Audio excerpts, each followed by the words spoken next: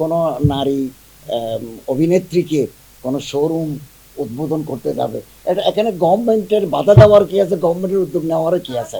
আমাদের এই ধর্ম মন্ত্রণালয়ে সাংবাদিকদের জন্য দরজা সবসময় মুক্ত। নারীও, নারী পুরুষ সবাই আপনারা যখনই আসছেন পেশাগত দায়িত্ব পালনের জন্য, যখনই আসছেন আমরা একেবারে ফ্রিলি আপনাদের সাথে কথা বলেছি, ব্রিফ করেছি, আমাদের বক্তব্য দিয়েছি।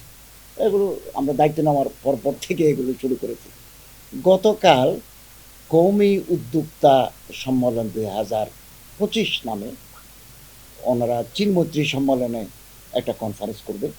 আমি এটা ইতিবাচক হিসেবে নিয়েছি এই কারণে যে আলেমরা নিজের পায়ে দাঁড়াতে চাচ্ছেন, সেলফ রিলায়েন্ট হতে চাচ্ছেন, নিজেরা ইনভেস্ট করবেন, বাজারে একটা ইতিবাচক প্রভাব পড়বে, এতে কর্মসংস্থান হবে, আমাদের অর্থনৈতিক সমৃদ্ধি আসবে, কম্পিটিটিভ বাজার তৈরি হবে।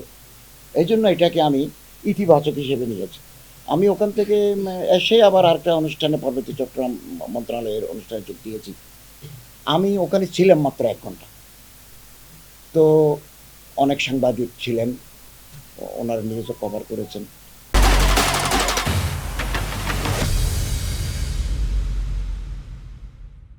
আমি তখনও জানতাম না বা আমারে কেউ বলে নাই এখানে নারী সাংবাদিকদের প্রবেশে বাধা দেওয়া হয়েছে। এটা আমি আমাকে কেউ বলেও নাই, আমি তো শুনিও নাই। এভাবে সাংবাদিকরা ছিলেন। রাত 11:30টার দিকে আমাকে জানানো হলো যে এমি জান্নাত নামে এক মহিলা একটা পোস্ট দিয়েছেন, আমার এক লোক আমার কাছে পাঠিয়েছেন। তখন এগুলো করতে করতে রাত 12টা হয়ে গেল। আমি প্রয়োজনে এমি জান্নাতের সাথে কথা বলতাম, কিন্তু রাত গভীর হওয়ার কারণে তাকে আমি আর যোগাযোগ করতে পারিনি।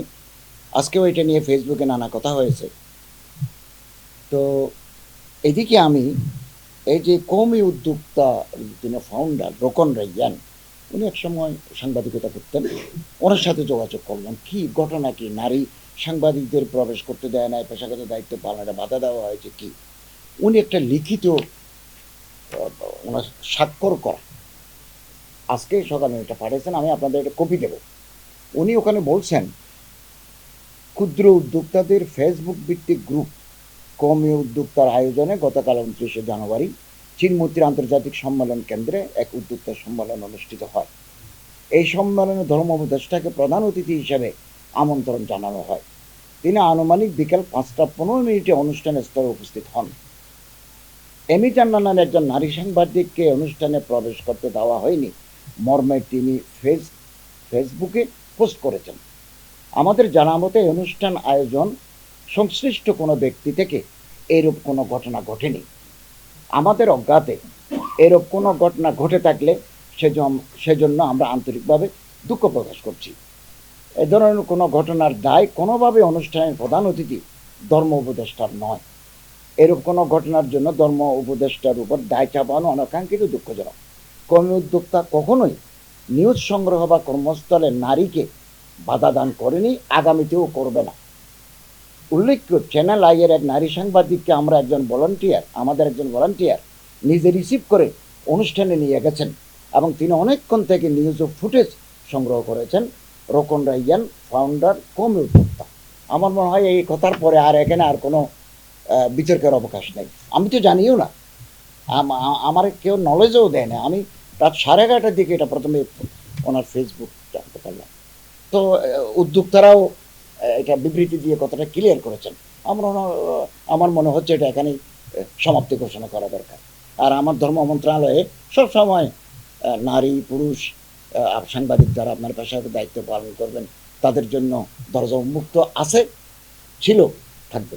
নারীর ক্ষমতায়ন, নারীর মর্যাদা, নারীর প্রতি যে সহিংসতা, এটা তো এই গভর্নমেন্ট দায়িত্ব নেওয়ার পর থেকে নারী জাতির সম্মান মর্যাদা রক্ষায় নানা পদক্ষেপ নিচ্ছেন।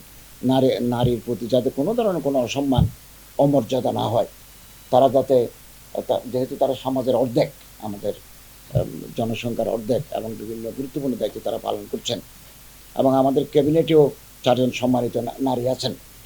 তো এ প্রসঙ্গ মাঝে মধ্যে উঠে, আজকেই উঠছে যে নারী সাংবাদিকের প্রতি বৈষম্য করা হয়েছে, আমরা একটু অনেকে আমার কাছে জানতে চেয়েছেন। আমি একই কথা ওখানে বলেছি।